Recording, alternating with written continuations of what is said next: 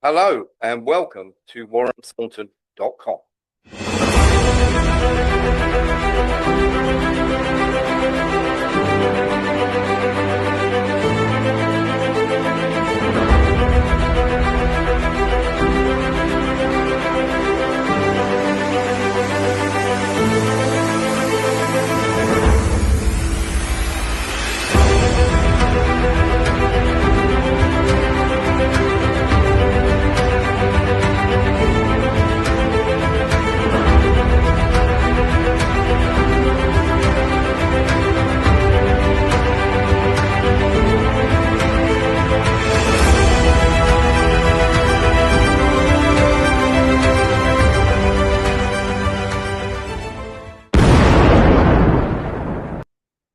Hello and welcome to WarrenThornton.com.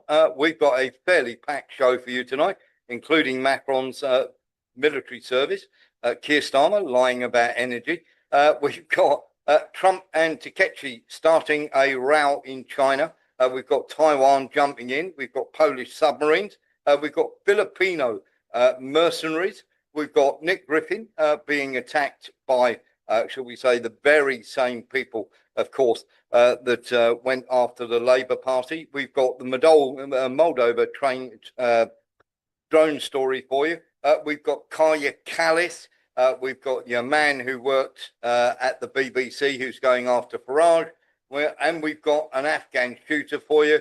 We've also got lots of stuff to do with the Virginia crash. We've got a viral clip of a big meeting between the coalition of the absolutely clueless, and we've got the Hong Kong workers before the fire. We've also got Alice Vidal for you, and Lindsey Graham before 2017, and basically Putin calling Ukraine army basically a myriad of the homeless, and of course Putin's response to everything that's gone on. So we've got an utterly packed show for you tonight. In the second part, we are going to be showing you a document that we think you've got to pay attention to. And very simply, we have already shown you one of these documents, but the reason that they are so desperate for a peace deal, and the reason that Trump has asked, as I call her, Takeshi, or Japan's prime minister, to calm down, because obviously he's got a meeting coming up with Xi Jinping that he doesn't want everybody to get too upset about. And of course, we need to show you the same document, or a document that is almost the same, to do with the RAND Corporation, if you remember, set out the American foreign policy for what was going to happen in Ukraine, and they did that in 2019. We're going to show you a document in 2018 to do with China that America adopted as their foreign policy, no matter who's in the White House, and have been following that for the last 7 years, solving every single problem. Now, we showed you this about 2.5, 3 years ago, if people remember, when we first started our channel. Of course, we put these two documents up for everybody to see, but it is really, really important, because this is what is driving the Americans' need to make peace, and to make peace very, very quickly indeed. So let's get into some of the absolute nonsense that happened.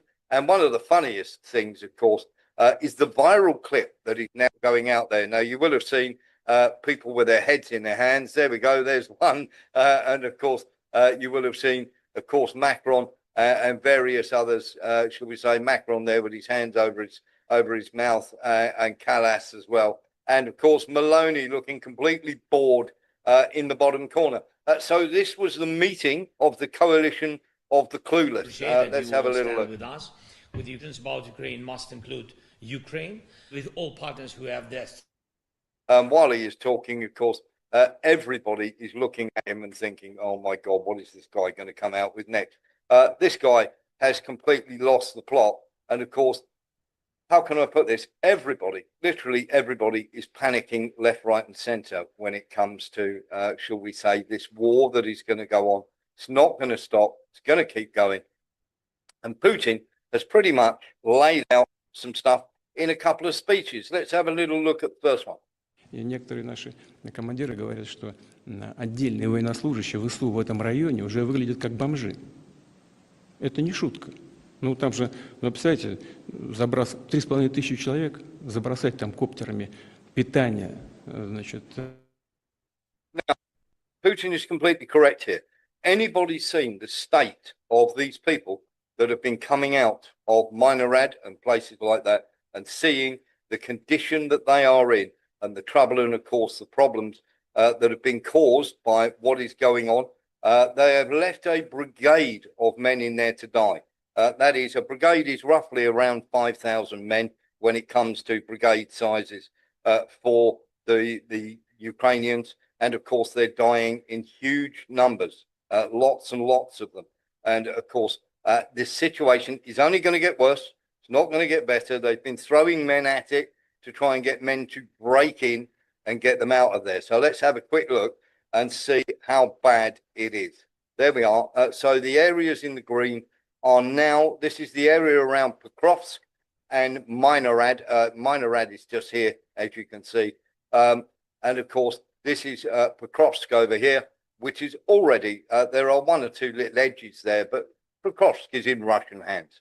Minorad will be the next one. And as we've told you time and time again, this whole conurbation or this whole area is home to 250,000 people. So this is not a joke. This is not people who have, shall we say, a small village or a small town, as much as they will try and have you believe.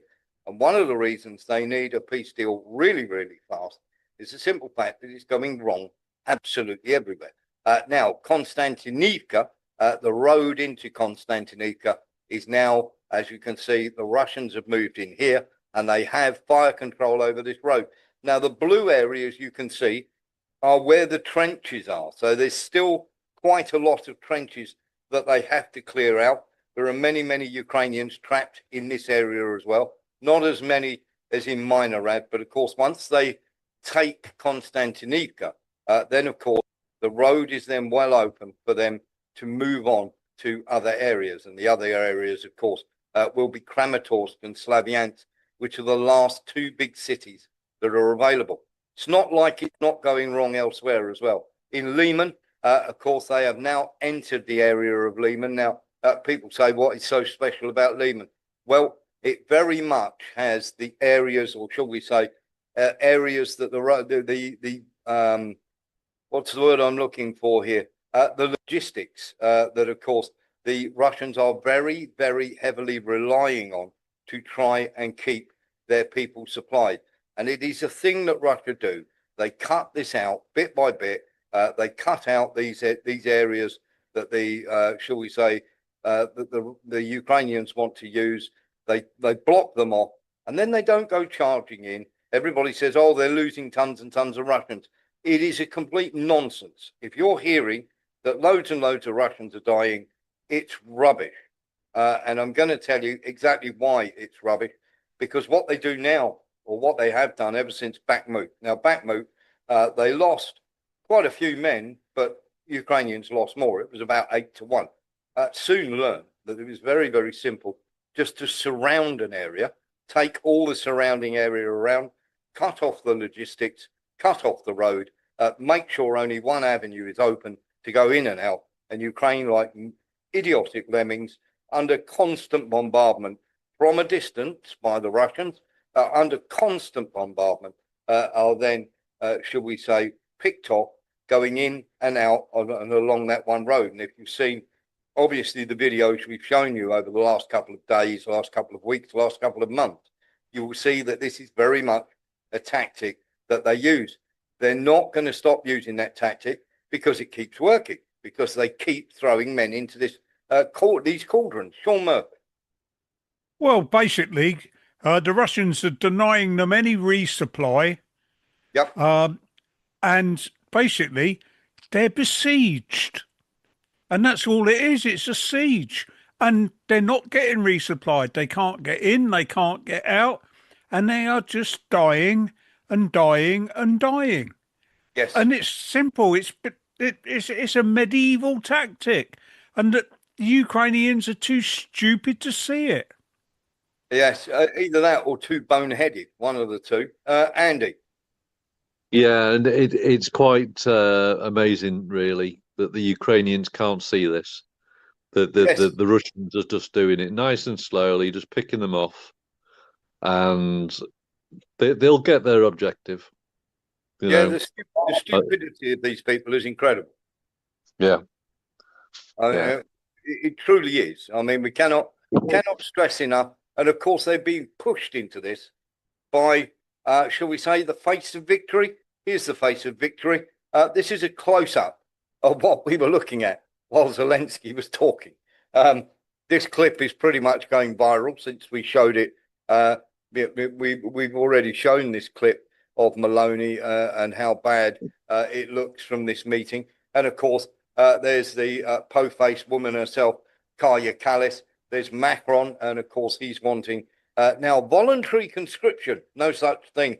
And of course, Maloney, of course, who is just looking and thinking this craziness has to stop. And they are right. It really does. And there is no way out. Yes, they do look utterly miserable, Vic. Andy Edge. Who's the bloke on the bottom left? I'm not quite sure. I'm not quite sure. I think he might be the Lithuania. I think he's Lithuania, I think. He looks really, really unhappy, doesn't he? He does, just looking down as if to say. It is the flag, or it might be Georgia. It is, I'm trying to think off the top of my head. It is the red flag with a black eagle. Somebody have a look at that. Tell me which country that is, please. But it's the red flag with a black eagle, I believe. Show me, please. That's Albania. Albania. There we go. There we go. So there we go. There's the flag. Hopefully we are right in saying that's Albania. Unbelievable. Thank you very much for that. Albania. That is Albania, Warren. Thank you for bailing me out, Louis. Much appreciated. I should have been ready for that question. No, it's okay. We can't all know everything. This is why we're united. United, yes. we will learn everything. So let's get into some of this then, because this is quite crazy. Macron is talking about voluntary service. So in other words, you go in the French army for 10 months. And of course, suddenly you'll be allowed to go out. You'll be allowed to do this, that, and the other. And of course, as I say, we will be able, you'll be able to live a normal life. Now, when they say it's voluntary, take that with a pinch of salt, because what happens is in many, many countries, you get certain concessions if you volunteer, if you understand what I mean. If you don't volunteer, you tend to get left out in the weeds. Sean Murphy. Well, Warren, they might get those concessions if they survive. Yes, exactly that. And it is quite crazy. This is the latest in Macron's absolutely crazy brainwave that he's come up with, thinking that, of course, this is going to cause the Russians some sort of problems. It is not. And this, of course, voluntary service nonsense that he's coming out with. And, of course, Starmer is looking at possibly doing the same. Here they are in their Jeep on Poppy Day. Unbelievable that these people will sit around and talk about the situation that is going on and the victory that they're so for yearning. If they're left to it, and they won't go to fight without America backing them up. That much, if they were going to do it, they'd already be doing it. Let's have a little look. And of course, there is a desire to go back to discussing these issues. Every such issue is a separate topic for discussion, for a serious one. And we're ready to discuss. Next week, the American delegation is planning to come to Moscow. There we go. So that delegation is going to go to Moscow. They're desperate for a seat. And let's be absolutely honest here. The the State Department is briefing against Witkoff like you wouldn't believe. And they're calling out Trump as well for this peace deal. Nobody is invested in having this peace deal, especially Lindsey Graham and his acolyte, Marco Rubio. Now, for all you people out there who believe, now I've played this once before, but we need to play it again to get this across to you. All you people out there who think that Russia started this, 2017, Lindsey Graham with the Azov battalion or the neo-Nazis or the ultra-nationalists, whichever word you want to use. Have a listen. I admire the fact that you will fight for your homeland. Я захоплююсь тим, що ви боретеся за свою батьківщину. Your fight is our fight. Ваша боротьба – це наша боротьба. 2017 will be the year of offense. Рік 2017 рік буде ріком нападу. All of us will go back to Washington and we will push the case against Russia. Ми всі повернемося до Вашингтону і ми будемо відстоювати санкції проти Росії. Enough of a Russian aggression. Досить вже російської агресії. It is time for them to pay a heavier price. Час вже щоб вони заплатили важчу ціну. Our fight is not with the Russian people but with Putin. Ми боремося не з російським народом, але з Путіним. Our promise to you is to take your cause to Washington. Наша обіцянка – це те, що ми вашу боротьбу доведемо до Вашингтона. Inform the American people of your bravery. Проінформуємо американський народ про вашу відважність. And make the case against Putin to the world. І покажемо про докази проти Путіна усьому світу. I believe you will win. I am convinced you will win, and we will do everything we can to provide you with what you need to win. Я вірю в те, що ви виграєте, переможете. Я переконаний в тому, що ви переможете, і ми вам допоможемо всіма можливими засобами. And we have succeeded not because of equipment, but because of your courage. Ви успішні не через обладнання, але через вашу відважність. So I thank you, and the world is watching. And the world is watching because we cannot allow Vladimir Putin to succeed here. Because if he succeeds here, he will succeed in other countries. Я вам дуже дякую. І весь світ за цим слідкує. І весь світ за цим слідкує, тому що ми не можемо дозволити Володимиру Путіну тут перемогти. Адже якщо він тут переможе, він зможе це зробити і в інших країнах. Now, just in case you didn't know who the other chap is, it's Petro Poroshenko. Okay. So you can see how far back this goes. Louis Bastos. Going back to the flag, remember Albania? That's all Yes. the child trafficking and changing of passports for the kids. That's why Albania's there. Yes, exactly that. As I say, though, there you're looking at, anybody who turns around and says, oh, this is not 2017. It is 2017. We are going on the offensive.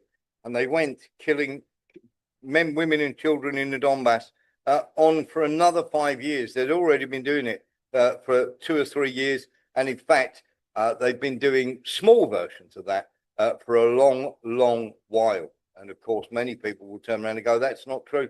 It absolutely is. You've just got to go and look. Somebody who's utterly against all this is Alice Weidel of the AfD. And we're going to get into why she's against it. Im Endstadium erinnert immer stärker an die Brücke der Titanic. Deutschland hat Schlagseite, die Schotten laufen voll. Aber sie lassen die Bordkapelle immer die gleichen Beruhigungsmelodien spielen. Der Kapitän hat nichts mehr zu sagen und schaut einfach zu, weil ihm der erste Offizier die Kapitänsmütze geklaut hat.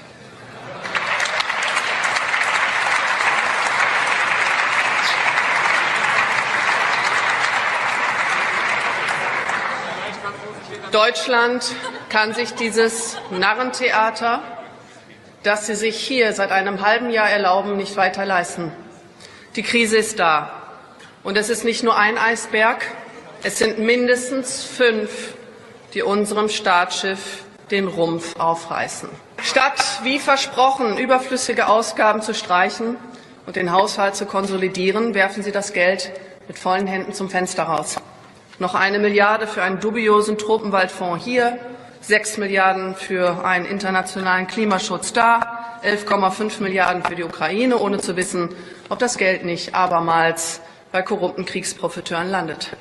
Und wir müssen Erdgas und Erdöl dort kaufen, wo es am günstigsten ist, und das ist in Russland. Und das ist in unserem nationalen Interesse. Das ist in unserem nationalen Interesse.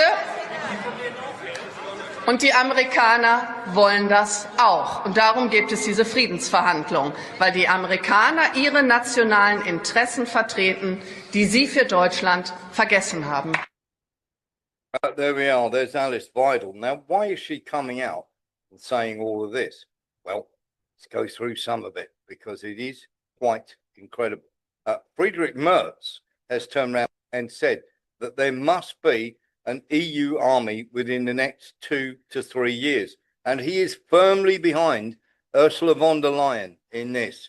If for 1 second you think that Friedrich Merz is not going to be pushing this, and NATO or the US want Merz to take over NATO, not because they think he's competent, but he's the guy who's going to drive it forward. And of course, when it goes horribly, horribly wrong, they can then turn around and blame him.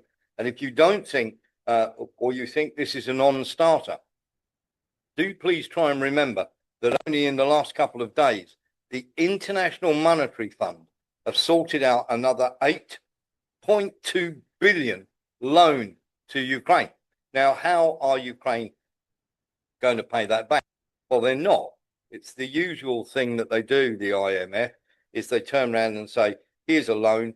By the way, we'll help you rebuild your country. Now it's been blasted, and they'll just rape it for all the minerals and all, shall we say, these things that they want. Always remember that when it comes to the banks, and the banks drive American foreign policy, and the American foreign policy with the military-industrial complex and these banks and everybody that drives this thing, it's about money, it's about power, and it's about resources. Those are the only three considerations.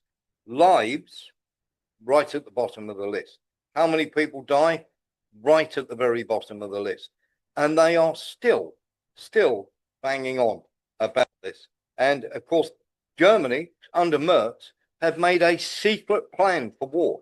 They have a classified blueprint showing why weapons or troop numbers alone may not decide the outcome of the broader conflict between Moscow and the West. So they have set out a plan of making as many Taurus missiles as humanly possible to actually throw them into the battle. I kid you not. And on top of that, we've still got lots and lots of people who are coming out and saying all sorts of crazy and stupid things. We have on social media, loads of people, Witkoff's been played by Putin, he has to go. As you can see, this is Roger Boyd. Now, there is the whole of the West is briefing, and this is all coming from the United States State Department. The whole of the West is briefing that, of course, this guy has to go and it can't be anything to do with it. The UK, Keir Starmer, this Labour government is making your energy bills cheaper. It immediately got hit, of course, with, shall we say, a reader's context. But of course, the energy has gone through the roof, and people turn around and still believe the lies that are being spread. Here it is, pence per kilowatt. Here's your chart. And as you can see, have a look at that chart, and you can see the United Kingdom pays more per kilowatt for its electricity than any other place in Europe. That includes Finland, Denmark, Portugal, Spain, Greece, France, Belgium, Austria, you name it. And there you can see Germany, and there you can see Ireland and the UK.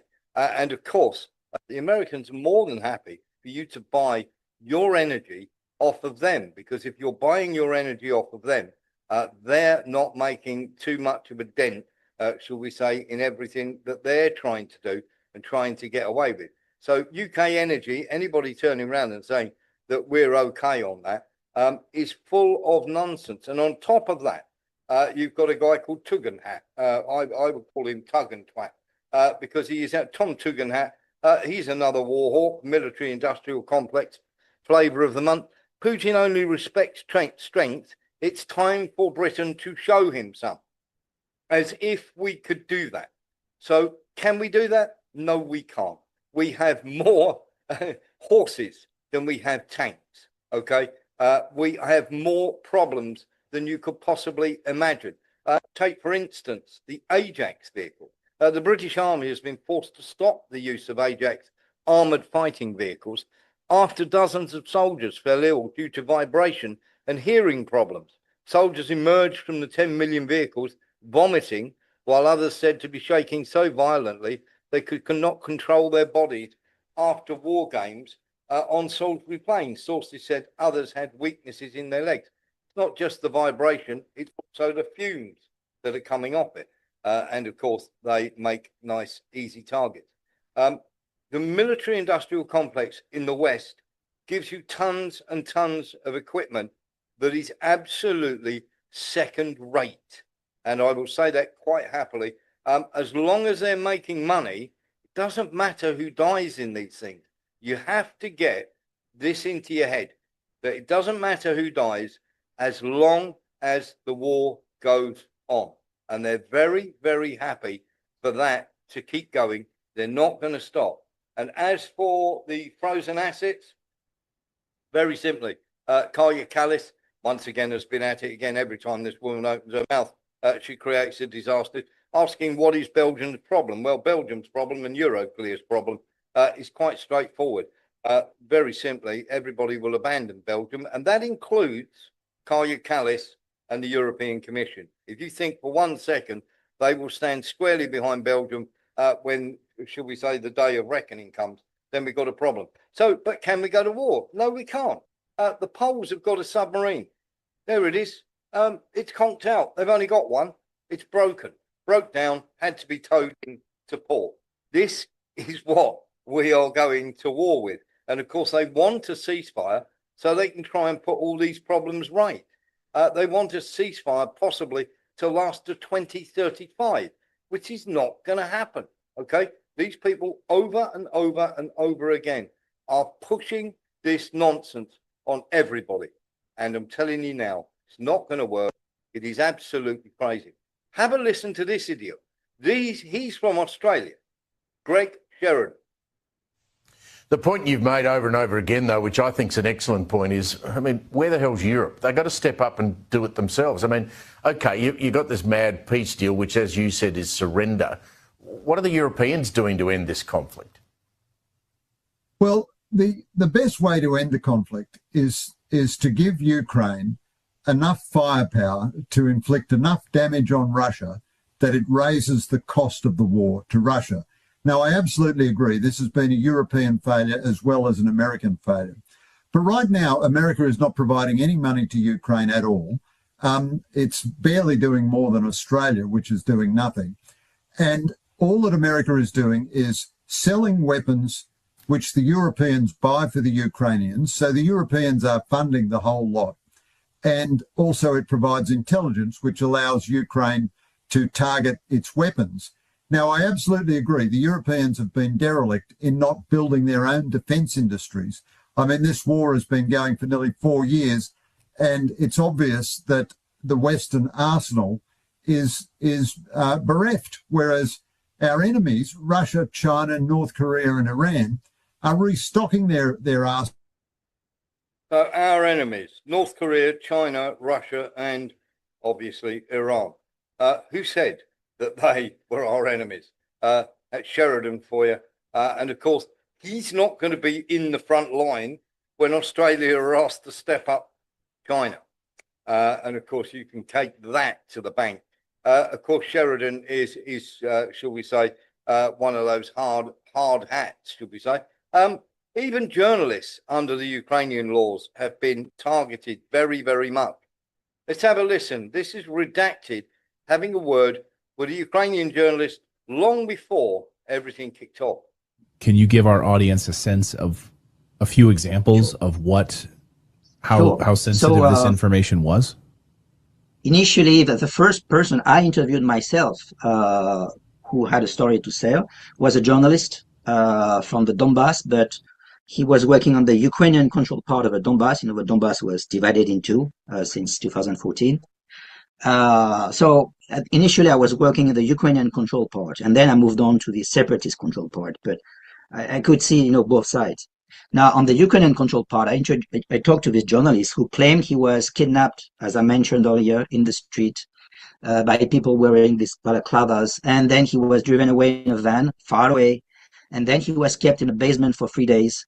with a hood on his head, which was almost never taken off. And he was subject to torture, interrogation, humiliations. He didn't want to describe the type of torture that was inflicted upon him, but we could guess it was of a sexual nature, because he was basically stripped naked on a chair for 3 days with just a t-shirt and a hood on his face, and his hand tied behind him. This is how he was treated for 3 days. Now, he told us the people who took him were what was called a voluntary battalion in those days. From 2014, the Ukrainian government decided to form so-called voluntary battalions. Azov was part of them. This is how Azov was born. But you also had other battalions named like Donbass Battalion. Others were named Aida Battalion, Dnipro 1, Dnipro 2 battalions. And I heard so many stories about people being snatched, kidnapped by these people and tortured. Now, because then I moved on to Mariupol, and I got similar stories in Mariupol from other people, other journalists. So journalists were one of the key targets for them, because they didn't want, a counter narrative to emerge, right? So they were targeting journalists on a priority basis. And I personally talked to 5 or 6 different journalists. It's all in my book. Actually, there's one testimony I couldn't write about in my book because it was too sensitive, because the person who was accused of torturing the guy was a famous figure in Ukraine. So the journalist asked me not to reveal the details. And that was the worst story of all. Can you just tell me where? So it's in your book. Yeah. Can you tell me where these journalists were from? A sampling? They were they local from many different countries? Ukrainian. They were local Ukrainian Ukrainian journalists. Yeah. Local Ukrainian journalists. And what specifically they were covering? What topics specifically? Were they covering stories about human rights abuses and the coup and what was actually happening? And they were trying to be silenced? Can you?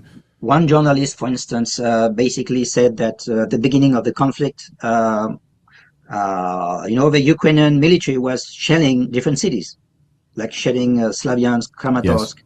So one journalist wrote about that, and he said that this is why he was kidnapped afterwards, because they said, you cannot write that. But he said, but that's the truth. My job is to write the truth. My job is to write facts. And he was told, no, you cannot write such things. And he was even blackmailed. They asked him to, at some point, to hold a gun in his hand.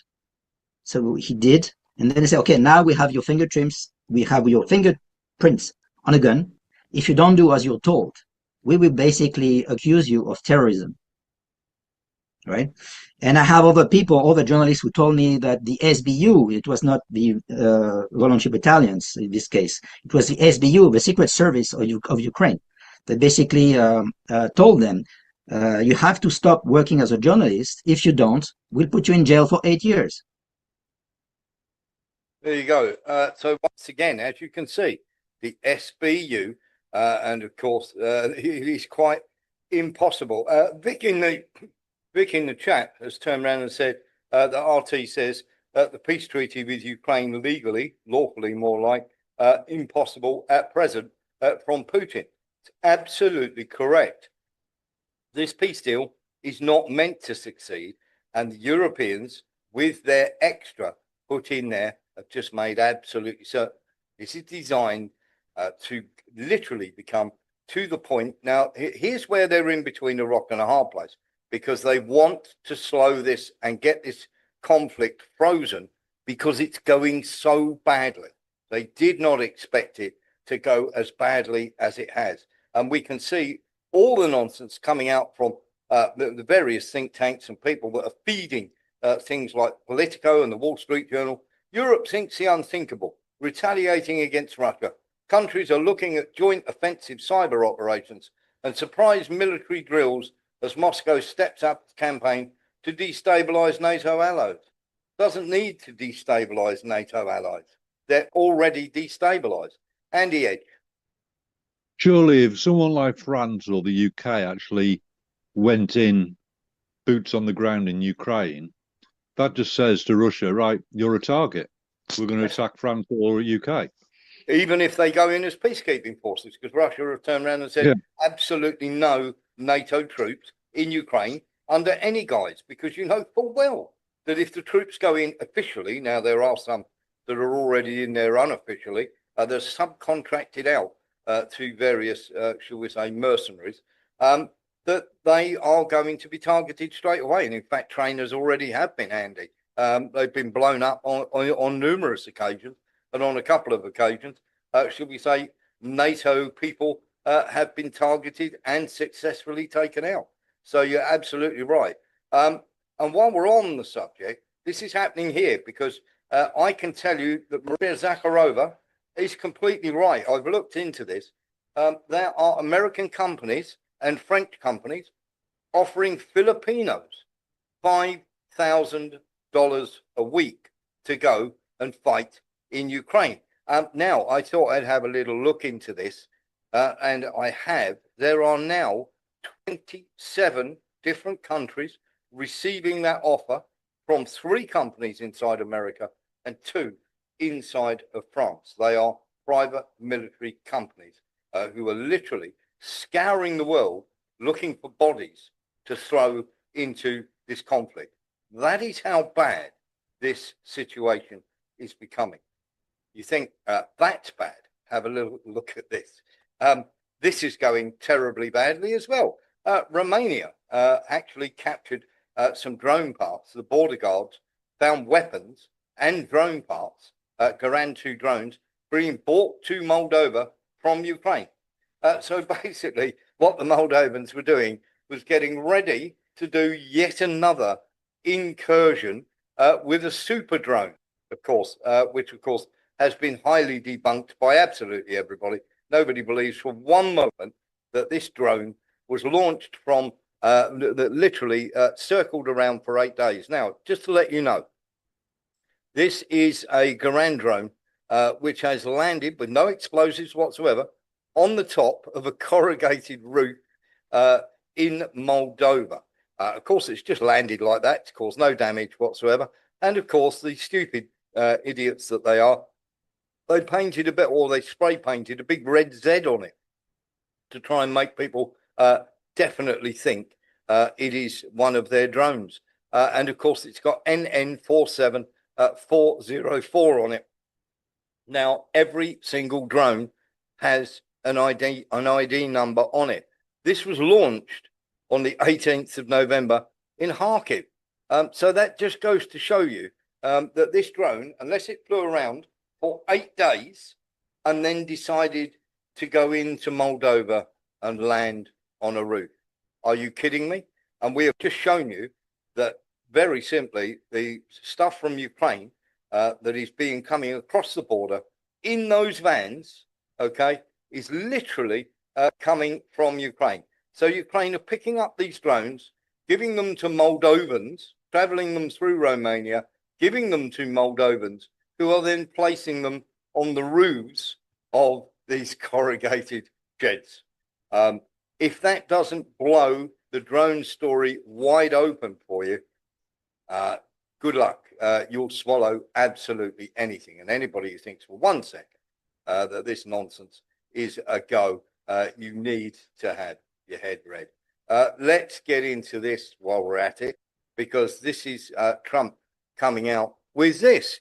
Now, of course, you will know if you watched yesterday's show that, of course, Driscoll, the Secretary of the Army, Dan Driscoll, gate crashed the meeting between the SBU and the FSB. That's the Russian Secret Service and the Ukrainian Secret Service, who meet in Dubai just to discuss the details of sending dead bodies back and the exchange of prisoners. It's been going on for a long, long time. It's no great secret that they do that to sort out the prisoner exchange, and then it's done, of course, by the International Red Cross at a designated area where nobody fires on it, because the last thing you want is the International Red Cross being fired on by anybody while they're doing a body exchange or indeed a prisoner exchange with buses. Now, of course, he says to respect to ending the war between Russia and Ukraine, a war that would never restart if I were president. How often have we heard that? Last month, 25,000 soldiers died. No, totally incorrect. 37,000 Ukrainian soldiers died. 601 Russians died. The original 28-point peace plan, which was drafted by the United States, has been fine-tuned. No, it hasn't. It's been with additional input from both sides, and there are only a few remaining points of disagreement. Nonsense. And there has not been additional input from both sides. They have never had a final draft of this document, the Russians, in their hands. Not once. I've directed my special envoy, Steve Witkoff, to meet with President Putin in Moscow. And at the same time, Secretary of the Army, Dan Driscoll, will be meeting with the Ukrainians.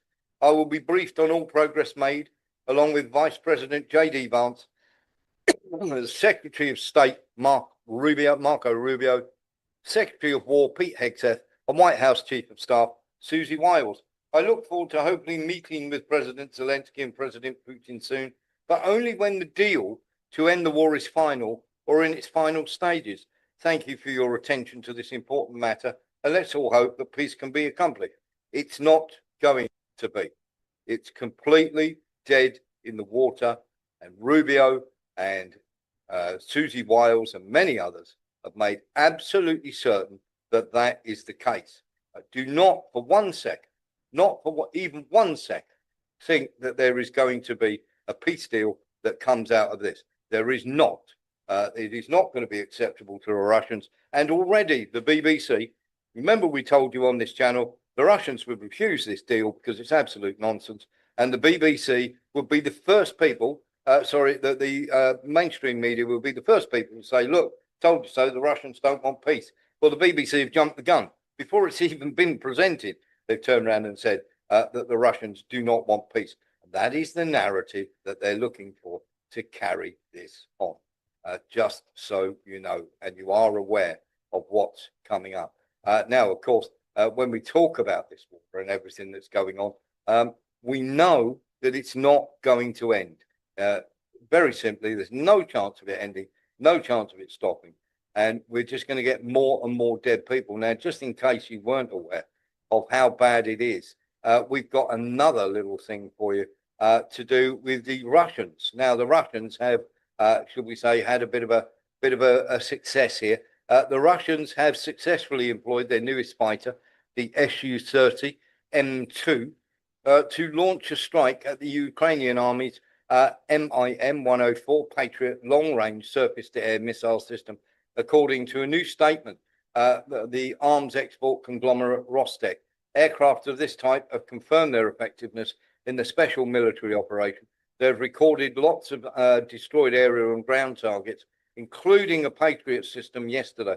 Its powerful radar sees further and more accurately than almost anything we have ever produced before. The Russian fighter fleet has been highly constrained in its ability to destroy adversary air defense systems, resulting in heavy reliance on drones, Iskander and Kinzhal ballistic missile systems to neutralize these targets. The aerospace forces have made limited deployments of fighters armed with KH-31 anti-radiation missiles. However, although far from cutting edge, are well optimized for such operations. The KH-31 is prized for its high speed exceeding Mach 3, with its lightweight allowing each Su-30 fighter to carry up to 6 of these things, and of course the potential to make these operations possible. However, Patriot systems that were delivered to Ukraine in April 2023, with the United States, Germany and the Netherlands having donated the first 3, were blown up. And of course, the effectiveness of them is only running at 6%. However, the new system, which they tested out only 10 days ago, shows that they can move, these new missiles can move at Mach 8. And of course, an improvement in this Russian fighters fleet's ability to tackle advanced long-range air defense system has the ability as well to enter greater numbers of the Su-57 fifth generation fighters, which now have stealth capabilities, much greater electronic warfare capabilities, and deployment of significantly more advanced missile types, is expected to further address any shortcomings people may think in the Russian fighters fleet's ability to dismantle adversary air defense networks. Having already tested them in the field, we can turn around and safely say, and of course this is Russians saying this, that we have destroyed at least 4 Patriot air defense systems with this system. There you go. So that tells you all about their new aircraft and, of course, how fast it can travel and the missiles that it can actually fire. We're going to show you this now. You will have to excuse the language. This is the Russians and the Ukrainians exchanging fire outside of Kupiansk.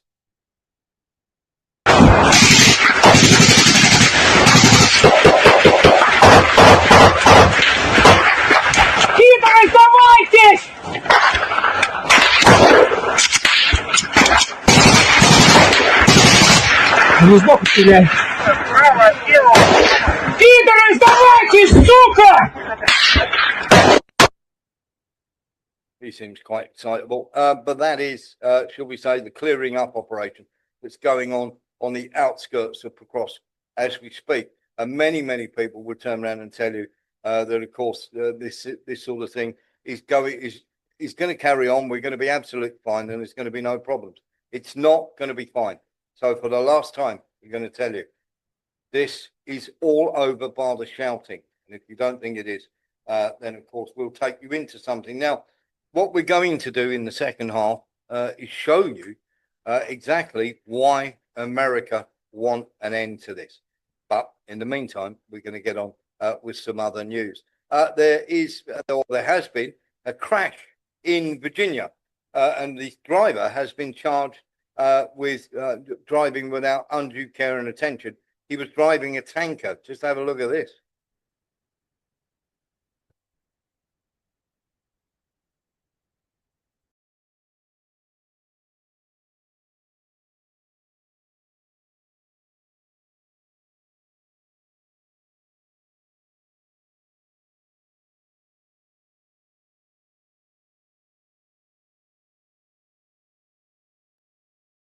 As you can see, the driver, would you believe, managed to escape unharmed. Quite incredible that he absolutely made it. And of course, as you can see, there are just flames everywhere, and everybody did escape and was okay. Not so, of course, in Hong Kong, where, of course, we've had confirmed at least 70 dead now from the poor people that were trapped in those fires, those high-rise fires that we've all seen. But what we do have is this. Now, of course, you can see, and we have talked about this bamboo scaffolding, and of course, being ex-health and safety, just have a little look at what this chap's doing. This was an hour before the fire.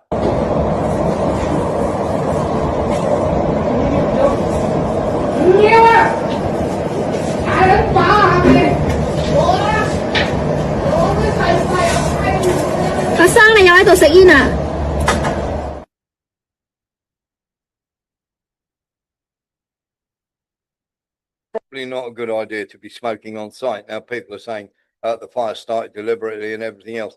We don't know that. We just hope that everybody is, or, you know, with our hearts and, shall we say, go out to the family, because to be trapped in that reminds everybody of things like Grenfell Towers and everything else. Let's get a little look at this, because this is, shall we say, literally Anna Kasparian having a word about Ben Shapiro and Epstein. So let's get to some of the headlines that were featured over at Drop Site News, because they poured over the Ehud Barak emails to Epstein, which of course were leaked as part of a hack. They also reported on the various documents and emails that were released by both Democrats and Republicans in the House Oversight Committee. So with that in mind, I mean, this is based on hard evidence. They were able to report the following stories. Epstein helped broker an Israeli security agreement with Mongolia. Interesting. Epstein helped Israel build a back channel to Russia during the Syrian civil war. That's not all.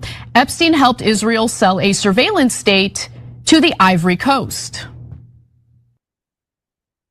Tell you everything about some of the things that Epstein has been up to. Now, Anna Kasparian is not the only one who's in trouble with Israel. So is Nick Griffin. Yeah, we've all heard about Nigel Farage, and we shall get on to that in a minute. But Nick Griffin was in court yesterday, and he's been sent to the Crown Court. This is for apparently showing a tweet which showed a spider or Israel and a spider. And of course, they have turned around and said that, of course, this is absolutely terrible. It's totally against, of course, the wishes of the Israeli people. He's a raging anti-Semite and all the rest of it. First of all, let's get into this because the authority that are taking them to court, which is the Campaign Against Anti-Semitism, receives funding from the European Commission. And of course, Nick was an MEP. Nick's been on the show a couple of times. And of course, he doesn't have a racist bone in his body if you really take the time to actually talk to him. People love a narrative, don't they? But of course, he just speaks the truth. And as I say, he's been on this show a couple of times. Now, some things you should know about the Campaign Against Anti-Semitism.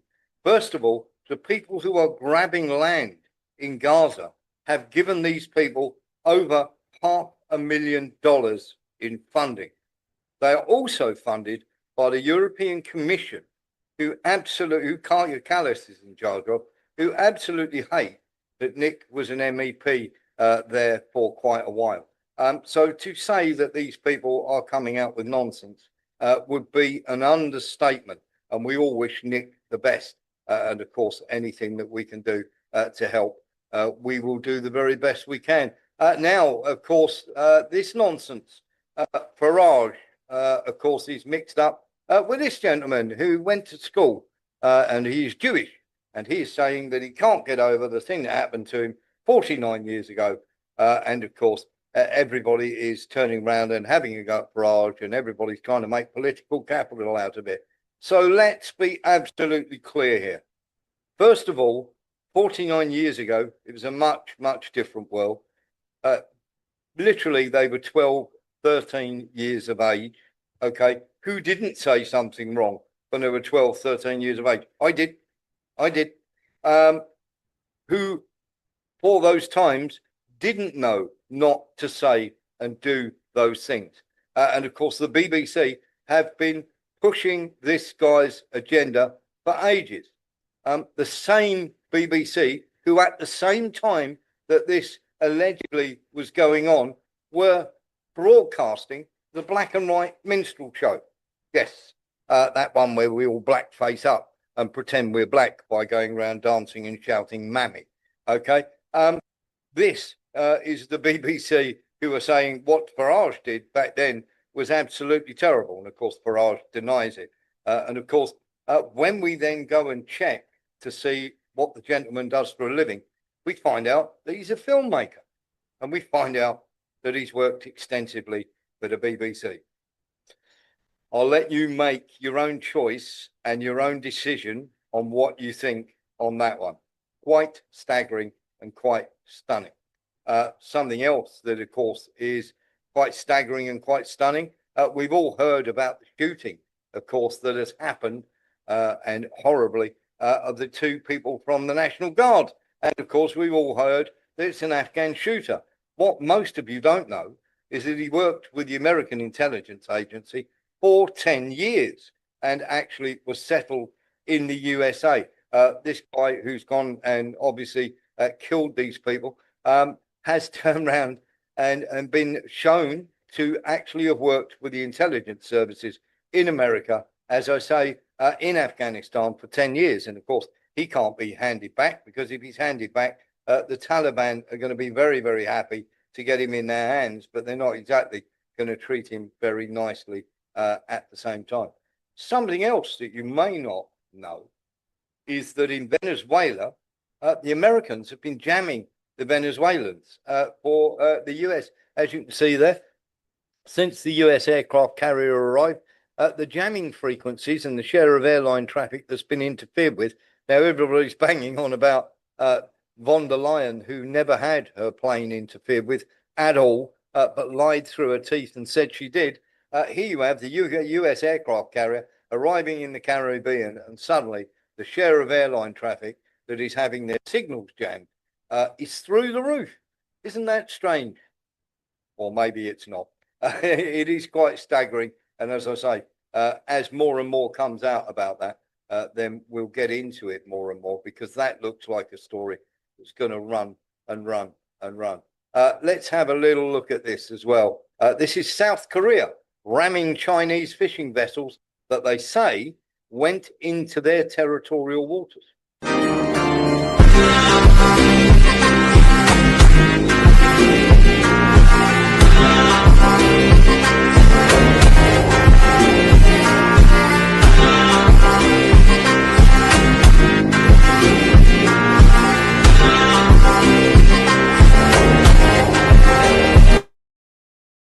We are, and of course, they will turn around and say that the Chinese have moved into their territorial waters.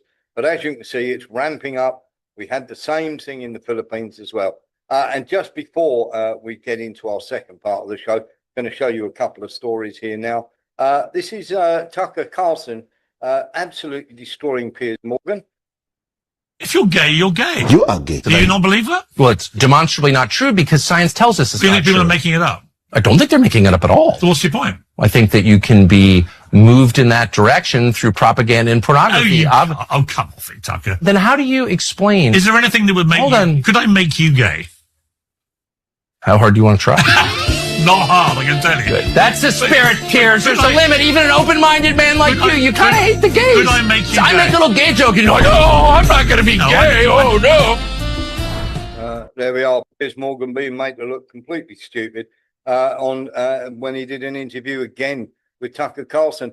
A man had a very, very lucky escape. You may have seen this morning. When a roller was tied to a car, they didn't latch it up. We're talking about a rope here. Have a little look at this.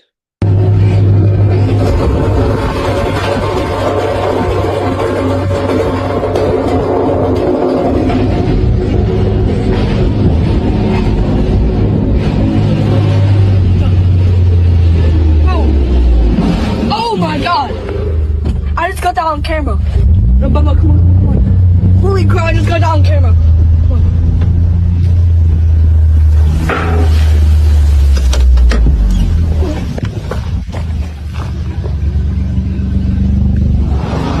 Yo, hey, you good? Are you okay? Hold on, man. I'm gonna call 911, okay? I'm on the phone with him. What in the frick? Oh my God, I'm shaking.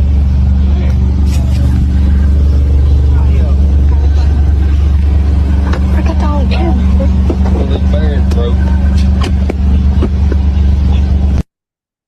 Yes, into the river. And of course, let's just say we can't think of anything more stupid than trying to drag a heavy roller with a rope. And very, very lucky he was to walk away from that. Something that we're not going to be walking away from if we carry on like this. Now, Trump has asked Takeshi, as I call her, the Japanese Prime Minister, to calm down and tone down the rhetoric. Now, of course, she went completely off the deep end by saying that she's going to put missiles on islands very close to Taiwan, pointing at China or Taiwan in an effort to make sure that the Chinese do not try and do anything in Taiwan. And of course, Taiwan have come out with a load of nonsense as well, and we'll get into that in a minute. But Trump is asking now Japan to calm down because he is due to have a meeting with Xi Jinping. And of course, it's not going to go well because Trump went to see the Japanese Prime Minister just a couple of days before, of course, she made this unbelievably stupid statement. And of course, Taiwan have since then been emboldened. And of course, they're coming out with all sorts of rhetoric as well. The ruling party saying that the Chinese party had better not try and do anything to Taiwan. And of course, the only reason that there is any, should we say, that they're in power is simply because they did a deal with everybody else. Nillis. Yeah, I was going to say that and the South Korean thing, because I think I'm still right. The humble worker is still sort of put on a pedestal in Chinese ideology and Chinese rhetoric, and to have those fishermen being interfered with by South Korea, that's going to be a big propaganda victory for the Chinese. I would have thought they're going to propagandize it and use it against Trump as well, because that's been done by the Americans. Yes, absolutely. Good call. And of course, if you were watching yesterday's show, you will know that we took you through the latest Chinese hypersonic missile, which is now in mass production. Now, this thing can do all sorts of things. It's one of the bigger or better toys that the Chinese have produced.